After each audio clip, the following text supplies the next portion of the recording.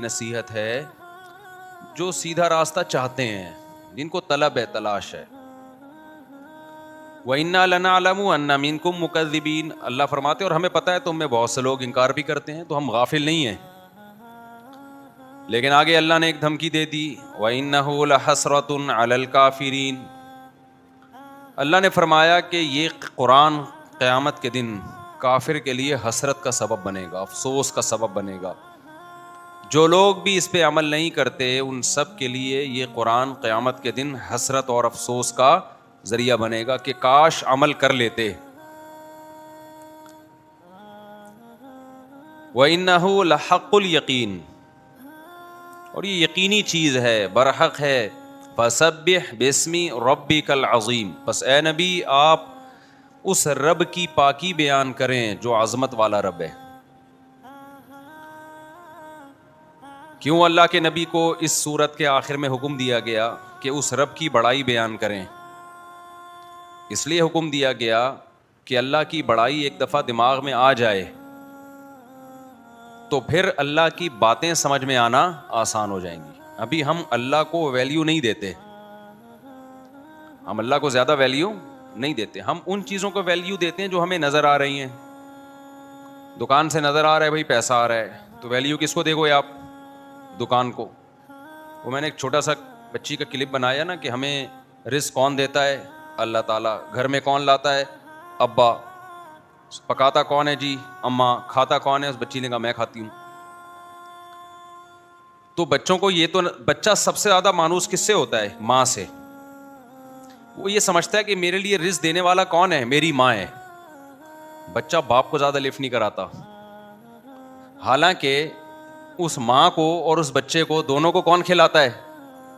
باپ کھلاتا ہے. لیکن باپ اور ماں میں جب ٹکراؤ ہوگا تو بچہ کس کی طرف لپکے گا؟ ماں کی طرف. حالانکہ اس کو یہ پتا نہیں ہے کہ بھائی اگر ابا نے چھوڑ دیا تو نہ ماں کا رہے گا نہ باپ کا رہے گا. ماں بچے کو محبت سے پالتی بھی اسی بیس پر ہے کہ اس کو شیلٹر کس نے دیا ہوتا ہے؟ باپ نے. تحفظ کس نے دیا ہوتا ہے؟ باپ نے. ایک تھوڑی سی نامناسب مثال ہے لیکن سمجھانے کے لیے. ہم جانور پالتے ہیں، مرغیاں چوزوں کو سنبھال کے رکھتی ہے نا بڑی محبت سے، دائیں بائیں. میں نے بھی پالی ہوئی ہیں، بڑے انجوائے کر رہی ہیں نا اپنے چوزوں کے ساتھ، گھوم رہی ہیں. چوزے بھی سمجھتے ہیں کہ یہ مرغی نے ہمیں تحفظ دیا ہے. اصل تحفظ تو ہم نے دیا ہے بھائی. اوپر ہم نے جالیاں لگائی ہوئی ہیں تاکہ چیل کوے حملہ نہ کریں، اور روزانہ ان کو 3 ٹائم ان مرغیوں کو کھانا ملتا ہے. اگر یہ ہم ان کے لیے یہ چیزیں بندوبست نہ کریں تو مرغی کا باپ بھی نہیں پال سکتا. مرغی کا بولو باپ بھی نہیں پال سکتا. ان چوزوں کو 2 دن نہیں پال سکتی. کہاں سے لائے گی اتنا دانا بچوں کے لیے بھی اپنے لیے بھی؟ اور چیلیں آپ نے دیکھا ہے کتنی گھوم رہی ہیں، وہ چوزوں کو کہاں چھوڑتی ہیں. بلیاں الگ گھوم رہی ہیں، لیکن چوزے ہماری گود میں کبھی بھی نہیں آئیں گے. جیسے ہم جا رہے ہیں نا تو ہم تو چوزا جیسے ہی اٹھاتے ہیں وہ چیختا ہے کہ بھائی ماں کی گود میں جانا ہے. اس کی محبت اپنی جگہ، لیکن بچہ وہ دیکھتا ہے جو اس کو سامنے نظر آ رہا ہے. وہ بھی ایک حقیقت ہے، ماں کی ویلیو تو بہرحال ایک حقیقت ہے. وہ باپ سے تھوڑا دور ہوتا ہے. پھر کسی حد تک باپ بھی اس کو نظر آ رہا ہوتا ہے کہ چلو جی ابا بھی جیب خرچی دیتے ہیں، ابا بھی گھمانے لے جاتے ہیں، کبھی گود میں اٹھاتے ہیں. لیکن بچے کو یہ بالکل نہیں پتا ہوتا کہ میرا باپ اور میری ماں جو میری خدمت کر رہے ہیں یہ اس لیے کہ آسمان سے پانی برس رہا ہے، زمین سے دانے اور گھٹلی کو کوئی ذات ہے جو پھاڑ کے تناور درخت بناتی ہے. کوئی ذات ہے جو جانور کو سوکھا چارہ کھلا کے اس کے تھنوں سے گاڑھا دودھ نکالتی ہے. کوئی ذات ہے جو سوکھا چارہ جانوروں کو کھلا کے ان کی گوشت پیدا کرتی ہے، چربی پیدا کرتی ہے. یہ چیزیں بچوں کو نظر نہیں آتی، لہذا بچہ سب سے پہلے ایمان لاتا ہے اپنی ماں پہ، تھوڑے دنوں بعد ایمان لاتا ہے اپنے باپ پہ. اللہ پہ ایمان لانے کے لیے اللہ کو پیغمبروں کو بھیجنا پڑتا ہے، خود سے نہیں مانتے. حالانکہ سب سے زیادہ کردار انسان پر احسان کرنے میں کس کا ہے؟ اللہ کا ہے. ماں باپ کی نعمت بھی اسی اللہ نے دی ہے، وہ نہ دیتا تو کون پالتا اتنی عزت کے ساتھ. یہ جو محبت ماں اور باپ کے دل میں اللہ نے رکھی ہے نا بچے کے لیے, یہ محبت گاڈ گفٹڈ ہے, یہ خود بخود نہیں ہوتی, یہ قدرت نے ڈالی ہے, ایسے سافٹ ویئر انسٹال کی ہے قدرت نے. آپ کہہ سکتے ہیں نا بھائی اس نے جنا ہے وہ تو محبت کرے گی, نا نا نا نا, بہت سے جننے والی محبت نہیں کرتی. بہت سے جانور ایسے ہیں جن میں ماں بچہ جنتی ہے بالکل بھی لفٹ نہیں کراتی. بھائی ویڈیو نہیں بنائیے, لکھا ہوا ہے نا یہاں پہ. بہت سے جانور ایسے, مچھلیوں میں کتنی مچھلیاں, میں نے تو خود مچھلیاں پالی ہیں, دے دنادن بچے پیدا کیے. میں نے ایکویریم میں رکھی ہوئی تھی مچھلی, وہ جناب آیا ہوں رات کو, بچے ہی بچے, بڑے خوش ہو گئے, بھائی یہ تو مچھلیاں ہی مچھلیاں, سبحان اللہ. صبح اٹھاؤں تو 2-4 گھوم رہے ہیں ادھر ادھر, جان بچاتے پھر رہے ہیں, وہ بھی اپنی ماں سے. سب ہڑپ کر گئی. چڑیلوں کا ڈائن کا سنا تھا کہ بچے کھا جاتی ہیں, وہ بھی دوسروں کا سنا تھا کہ دوسروں کے بچے کھا جاتی ہے, اپنے بچے تو چڑیل بھی نہیں کھاتی ہوگی. کیا ہو گیا بھائی؟ لیکن مچھلی کیا کر رہی ہے, ادھر بچے جنے اور کھانا شروع. 2-4 رہ گئے, میں نے اس کو پھر کسی طرح دوسرے ایکویریم میں شفٹ کیا. میں نے کہا یہ بھی ان کا بھی جنازہ پڑھنا پڑے گا ہمیں. تو ہے محبت کیا؟ نہیں. سانپ کی مادہ جب بچے جنتی ہے, انڈے دیتی ہے, مرغی اپنے انڈوں کی حفاظت کرتی ہے, بچہ تو بات کی بات. آج ہمارے ایک دوست تھے نا, وہ ہم بیٹھے ہوئے تھے اپنی مرغیوں کے پاس, انجوائے کر رہے تھے. میں تھوڑی جب ریلیکس ہوتا ہوں نا تو ادھر, اس کے علاوہ میں کہیں ریلیکس نہیں ہوتا. جو مجھے فارغ ٹائم ملتا ہے نا دماغ کو ریلیکس کرنے کے لیے, وہ میں مرغیوں میں گزارتا ہوں. مور میں, مرغیوں میں, جانور میں, اس میں بڑا آدمی کو سکون ملتا ہے. چیک کرتا ہوں کیا نکلا, چوزا کتنا, ابھی کل کیا ہوا, دیکھو ایک انڈا ہم کو فنٹر گیری کی ہم لوگوں نے, وہ انڈا تھوڑا سا چوزا نکلنے والا تھا اس کا, تو ہم نے ایک طرف سے خود فنٹر گیری کر کے اس کا چھلکا اتار دیا نا, تاکہ بچہ کیا ہو, سہولت ہو اس کو نکلنے میں. وہ پھنسی گیا اندر. ہوا یہ کہ وہ ٹانگوں کی طرف سے ہم نے اس کے چھلکا اتار دیا. اب جب اگلے دن دیکھا بچہ پورا بن گیا, وہ ٹانگیں مار رہا ہے باہر نکلنے کے لیے. ہوتا یہ ہے کہ بچہ انڈے کے اندر بن کے ٹانگیں مارتا ہے اور آگے سے چونچ مارتا ہے, تو سپورٹ ملتی ہے نا ٹانگوں سے اس کو, یوں کر کے آگے جا کے. جب پیچھے ٹانگیں ہوا میں جا رہی ہیں تو آگے نکلے گا کیسے؟ ایسے مارے جا رہے ہیں اندر ہی. میں نے کہا ابھی پیدا ہوا نہیں, آدھا پیدا ہوا ہے دنیا میں, ابھی آدھا آیا ہے. وہ مارے جا رہے, باہر نکالو. ایسے نہیں جیسے لوگ بول رہے تھے باہر نکالو. تو میں نے جب دیکھا, میں نے کہا بھائی یہ کیا ہو گیا. پھر ہم نے آگے سے اس کو چونچ کو کھول دیا نا, ہم نے خود ہی. ہم نے کہا آپ آپریشن سے ہوگا ابھی, یہ نارمل ڈلیوری اب نہیں ہو سکتی. تو آپریشن یہی کیا, پورا انڈا ہم نے ایسے توڑ دیا نا تاکہ نکلا بھائی, تو وہ نکل گیا الحمدللہ. تو مرغی اپنے انڈوں کی بھی حفاظت کرتی ہے, ایسی حفاظت کرتی ہے نا. جب مرغی کڑک ہو کے انڈوں پہ بیٹھتی ہے, آپ ذرا انڈا ہٹاؤ تو صحیح. ہمارے یہاں ہوا یہ کہ یہ میں مرغیوں کے واقعات سنانے کے لیے نہیں بتا رہا. آپ بولیں گے مجھ سے اپنے پنجرے کو لے کے بیٹھ جاتے ہو, میں سمجھانے کے لیے, مثالوں سے بات سمجھائی جاتی ہے نا. مشرکین مکہ قرآن کا مذاق اڑایا کرتے تھے کہ یہ محمد صلی اللہ علیہ وسلم مکھی مچھر کی مثالیں دینا شروع کر دیتے ہیں, مذاق اڑاتے تھے. تو اللہ نے کہا مکھی مچھر کی مثال جو ہم دے رہے ہیں نا, یہ مثال فٹ بیٹھ رہی ہے کہ نہیں بیٹھ رہی ہمارے دعوے پہ, اس کو دیکھو. اللہ نے کہا تھا کہ تم مچھر بھی نہیں بنا سکتے. مکھی تم سے کچھ لے کے اڑ جائے تمہارے معبودوں سے, تو یہ معبود مکھی سے چھڑا نہیں سکتے, یہ تمہاری حاجت روائی کہاں کریں گے؟ بھائی جو مشرکین مکہ پتھر کے بنے ہوئے بتوں کو پوجتے تھے, تو اللہ نے کہا یہ بت تو مکھی نہیں بنا سکتے, اور مکھی ان سے مٹھائی لے کے اڑ جائے نا, جو تم ان کے سامنے مٹھائیاں رکھتے ہو, یہ اپنے حصے کی مٹھائی مکھی سے چھڑا نہیں سکتے. کوئی بت چھڑا سکتا ہے؟ بھائی آپ نے بھگوان کے سامنے مٹھائی رکھی, مکھی لے گئی, بھگوان دیکھتا ہی رہے گا بس, نہیں اڑا سکتا. تو مثال قرآن نے دی. تو مشرکین نے کہا اتنا اونچا کلام خدا کا کلام کہتے ہو, اور مثالیں اس میں کیا ہیں, مکھی اور مچھر کی. تو قرآن نے کیا کہا, ان اللہ لا یستحیی ان یضرب مثلا ما بعوضۃ فما فوقها. اللہ اس بات سے حیا محسوس نہیں کرتا کہ وہ مچھر کی مثالیں دیں, فما فوقها, بلکہ اس سے بھی گھٹیا چیز. کیوں؟ بات مکھی مچھر کی نہیں ہو رہی, بات یہ ہو رہی ہے کہ جو مثال تم مچھر تو بنا نہیں سکتے. تو اور مچھر خود خدا کی قدرت کا ایک بڑا شاہکار ہے. ہم نے جب مچھر پہ تحقیق کی, 100 آنکھیں اس کی اتنی سی کھوپڑی میں اللہ نے بنائی ہیں, 100 ڈیجیٹل کیمرے اس کی کھوپڑی میں. کیا شاہکار ہے. آپ مچھر کو ہلکا لے رہے ہو, مچھر کے سائز بھی نہیں جاؤ بھائی. مچھر میں جو خدا نے سافٹ ویئر انسٹال کیے ہوئے ہیں اور جو اس کی مشینری ہے, وہ آج سائنسدان نہیں بنا سکتے. مچھر کیا کرتا ہے جب آگے بیٹھے گا نا, تو آپ کیا سمجھتے ہو بڑے آرام سے ایسے خون چوس کے بھاگ جاتا ہے؟ نا نا نا, اس کو ایسا ایک سرنج پہلے لگائے گا سن کرنے والی, جیسے ڈاکٹر میڈیکل سائنس میں ٹیکا لگاتے ہیں نا, پہلے سن کرنے کے لیے پھر آپریشن کریں گے. پہلے سن کرتا ہے وہ اس جگہ کو تاکہ ہمیں پتہ نہ چلے, ورنہ ہم تو مچھر کو بیٹھنے ہی نہ دینا, آ کے جیسے ہی خون چوسنے کے لیے سرنج ہماری باڈی میں داخل کرے گا ہم رکھ کے چماٹ لگائیں گے اس کے. کوئی اپنا خون پینے دیتا ہے کسی کو؟ انسان پینے دے گا خون؟ صرف بیگم ہے جو خون پینے کی جس کو اجازت ہے, باقی کون خون پی سکتا ہے بھائی؟ تو وہ مچھر کیا کرتا ہے, بیٹھ کے پہلے سوئی داخل کرتا ہے, اس میں اتنی تکلیف انسان کو ہوتی ہے, ہونی چاہیے کہ رکھ کے چماٹ لگائے, بے تو کون ہوتا ہے آنے والا. لیکن قدرت نے مچھر کو بھی زندگی دینی ہے تو اللہ نے اس کو کیا انتظام کیا, اس کو یہ عقل دی ہے بھائی پہلے ایک کیمیکل ڈالنا ہے جس سے وہ جگہ سن ہو جائے تاکہ اس کو سوئی کا پتہ نہ چلے. وہ پہلے کیمیکل چھوڑتا ہے, اس کو پتہ نہیں کون سا کیمیکل ہے اس کے پاس, وہ سوئی داخل, اس کو عقل ہے یہ کہاں سے اتنی سی کھوپڑی میں اس کی عقل آ گئی, 2 تاریں تو ہوتی ہیں اس کی کھوپڑی میں, اور کیا ہوتا ہے؟ تو یہ بھی کیا کروڑوں سال خود بخود ایوالو ہو کے بنا ہے کیا؟ ہر چیز ہی ایوالو ہو رہی ہے یار, حد ہوتی ہے بدتمیزی کی بھائی, جھوٹ بولنے کی کیا ہوتی ہے, حد ہوتی ہے.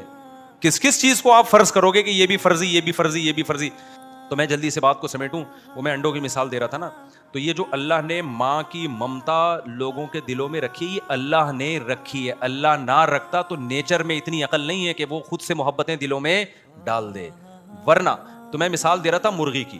اب مرغیاں کیا کرتی ہیں, اپنے انڈوں کی حفاظت کرتی ہیں, حالانکہ بھی اس سے چوزا نکلا نہیں ہے. یہ کس نے سکھا دیا بھائی؟ اب ہمارے یہاں کیا ہوا, جو میں مثال واقعہ سنا رہا تھا, 2 مرغیوں نے ایک جگہ انڈے دینا شروع کر دیے. اب جب وہ کڑک ہوتی ہے نا انڈوں پہ چوزے نکالنے کے لیے, دونوں ایک ہی جگہ جا کے بیٹھ گئیں. اب ان کی عجیب مزاحیہ پروگرام چل رہا ہے, ایسی انڈوں پہ ان کی لڑائی ہو رہی ہے نا, وہ کہہ رہی میرے انڈے, وہ کہہ رہی نہیں میرے انڈے. اب ہوتا کیا ہے کہ ایک جب کھانا کھانے کے لیے اٹھتی ہے, دوسری بڑی تمیز سے نا گھنا بن کے جائے گی, چپکے سے چونچ سے نا یوں کر کے اس کے سارے انڈے کھینچ کے اپنے نیچے رکھ لے گی. ہم نے کیا کیا, دونوں میں سے ایک مرغی کو اٹھا کے ہم نے کہا ان کی جگہ تبدیل کر دو. بہت کوشش کی, وہ ہٹنے کے لیے تیار, جو خاندانی مرغی ہوتی ہے وہ نہیں ہٹتی. یہ جو ابھی سائنسدانوں نے بیڑا غرق کر دیا نا مرغیوں کی نسلوں کا, وہ تو ہٹ جاتی ہیں, جو بہت نسلی ہوتی ہے وہ نہیں ہٹتی. ان کو پھر خطرہ ہوتا ہے کہ ایسا نہ ہو کسی دوسری مرغی کے انڈے رکھ دیں ہمارے نیچے, تو ہم نے جہاں دیا ہم نے وہیں بیٹھنا ہے. بہت کوشش کی ہٹانے کی, نہیں ہٹ رہے. اب ایک تماشا چل رہا ہے ان دونوں کا, اس کو تھوڑا سا اس کے نظر آ جائے گا نا اس کے نیچے انڈے رکھے ہوئے ہیں, یوں گھنڈی بن کے آرام آرام سے جائے گی, جیسے اس کو پتہ نہ چلے, چونچ سے نا یوں کر کے آرام آرام سے وہ گھسیٹے گی اپنی. پھر جب اس کو نظر آیا کہ وہ ادھر چلا گیا ہے, چپکے سے جائے گی, چونچ گھسائے گی یہاں سے لے کے. میں نے کہا یہ نہ اس کے نکلیں گے چوزے, نہ اس کے نکلیں گے چوزے, ان کے یہی پھڈا. اور ہم پوری کوشش کر لیں ان کا جھگڑا ختم ہو, بغیر ختم ہونے کا نام. اب کوئی ماہر مرغیات, کوئی بڑا سائنسدان ہوگا, اس سے ہم پوچھیں گے یار ان کا کوئی مسئلہ حل کرو, ورنہ یہ جب بچے پیدا ہوں گے تو پھر تو اور تنازع شروع ہو جائے گا. لیکن ایک بات مجھے سیکھنے کو ملی کہ یہ مرغی میں ایسے سافٹ ویئر خود بخود انسٹال نہیں ہو سکتا. اس کو اپنے بچوں سے اتنی محبت کہ جو انڈا بچہ نکالے گا اس کو نہیں چھوڑ رہی, تو بچہ کہاں سے چھوڑے گی وہ؟ اتنی محبت مرغی میں بچوں کی. اور وہ انڈے جس سے بچے نکلتے ہیں کس نے ڈالی ہے؟ یہ خدا نے ڈالی ہے. یہ ایوالو ہونے کا نتیجہ نہیں ہے. ایک ایتھیسٹ ہے, بڑا کلپ بناتا ہے وہ اسلام کے خلاف, اب تو یوٹیوب نے شاید اس کو بین کر دیا. میں نے یوٹیوب واٹس ایپ پہ ایک ویڈیو آئی کہ مرغی نا اپنے چوزوں کو لے کے گھوم رہی ہے, اوپر سے حملہ کیا شاہین نے یا باز نے یا چیل نے. کتنی کمزور ہوتی ہے مرغی اس کے مقابلے میں, لیکن کیسے مرغی نے اس پہ جھپٹ کے حملہ کیا ہے اور ایسے جذباتی ہو کے اس کو مارا ہے نا. تو میں نے اس کو وہ ویڈیو بھیجی, میں نے کہا کیا یہ فطرت نے اس کو اتنی غیرت سکھائی ہے بچوں کے لیے؟ ہے بھائی, انگریز کو کیوں نہیں سکھاتی فطرت نے ایسی غیرت جو انسان ہے؟ بولو نا. انگریزوں میں تو ابا ہوتا ہے وہ مارکیٹ سے کیا ہو جاتا ہے, بہت سے نہیں بھی ہوتے ہیں, ایسا نہیں کہ سارے ایک جیسے ہوتے ہیں, لیکن بہت سے کہتے ہیں ہمارا نہیں ہے بھائی, حالانکہ ان کو پتا ہے ہمارا ہی ہے, وہ انکار کر دیتے ہیں. اس جانور کو کس نے ایسی غیرت سکھا دی بھائی؟ مرغی جان دے دیتی ہے اپنے بچوں کی خاطر, ایسے لڑتی ہے. تو ہم دیکھتے ہیں کہ جن جانوروں کا گروتھ ریشو کم ہے نا ان میں ماں کی ممتا بہت زیادہ ہے, اور جن جانوروں کا گروتھ ریشو زیادہ ہے ان میں ماں کی ممتا کم ہے. تو یہ قدرت نے نا تقدیر, یہ ہے مینجمنٹ. دیکھو مچھلیاں ہزاروں انڈے دیتی ہے, اگر مچھلی بھی اپنے بچوں کو اسی طرح پالتی ہے, سمندر میں پاؤں رکھنے کی جگہ نہیں ہوتی, مچھلیاں ہی سب کچھ کھا جاتی.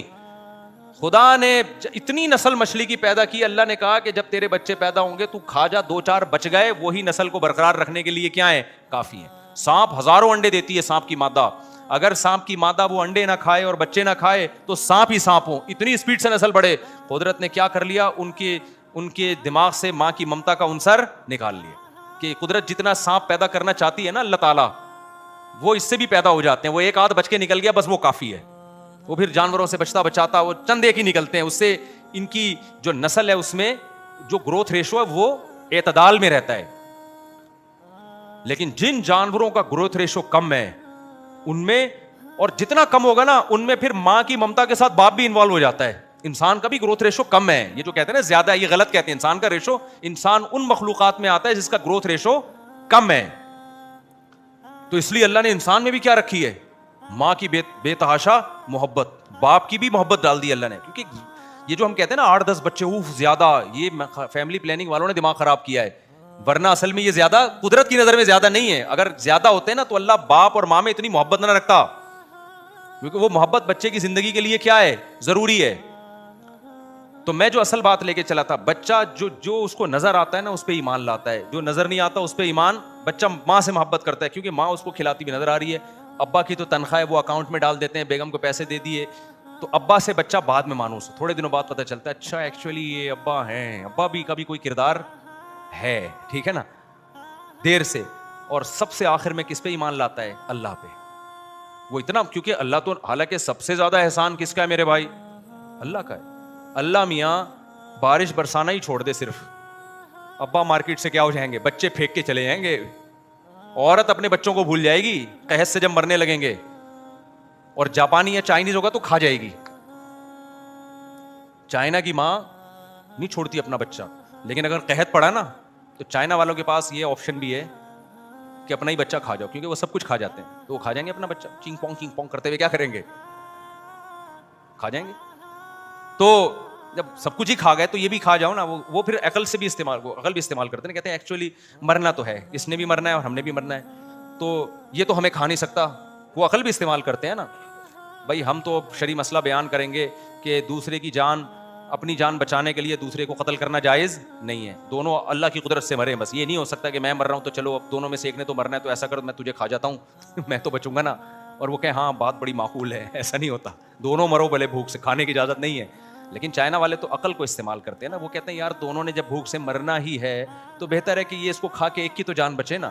تو ان کے پاس یہ بھی آپشن ہے, ہمارے پاس یہ آپشن بھی نہیں ہے. تو خیر میں اصل بات کو بس سمیٹتا ہوں, نماز کا بھی ٹائم ہونے والا ہے. تو اللہ تعالیٰ چونکہ نظر نہیں آتے, اس لیے اللہ پہ ایمان کے لیے پیغمبروں سے اللہ یاد دہانی کراتے ہیں کہ بھائی یہ جو تمہیں ماں ملی ہوئی ہے نا میری وجہ سے ملی ہوئی ہے, باپ ملا ہوا ہے میری وجہ سے ملا ہے, اور یہ تیرا باپ اور تیری ماں جو تجھے پال رہے ہیں یہ کس نے رزق دیا ہے, یہ میں نے رزق دیا ہے. تو ہم لوگ ایک حد تک اماں کو یاد رکھتے ہیں, پھر کچھ دنوں تک ابا کو یاد رکھتے ہیں, اور بڑے ہو کر تو پھر اگر جو لبرل ہوگا تو اماں کو بھی بھولے گا ابا کو بھی بھولے گا, اللہ کہاں سے یاد رہے گا پھر اسے.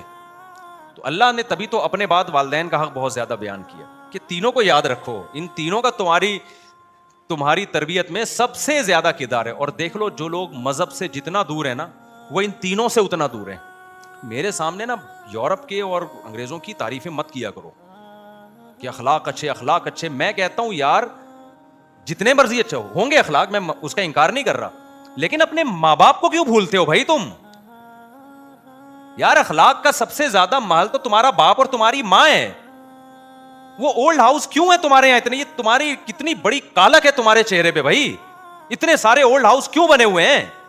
اس لیے کہ گھر میں رکھنے کے لیے تیار نہیں ہے. تو جو خدا جو سب سے بڑا محسن تھا اسی کو نہ مانے, اس کے بعد آپ کی ماں اور باپ ہیں اس کو نہ مانے, تو کیا رہ گیا یار اب تمہاری سوسائٹی میں, کیا رہ گیا؟ اس لیے اسلام سب سے زیادہ یاد دہانی کس کی کراتا ہے؟ اللہ کی.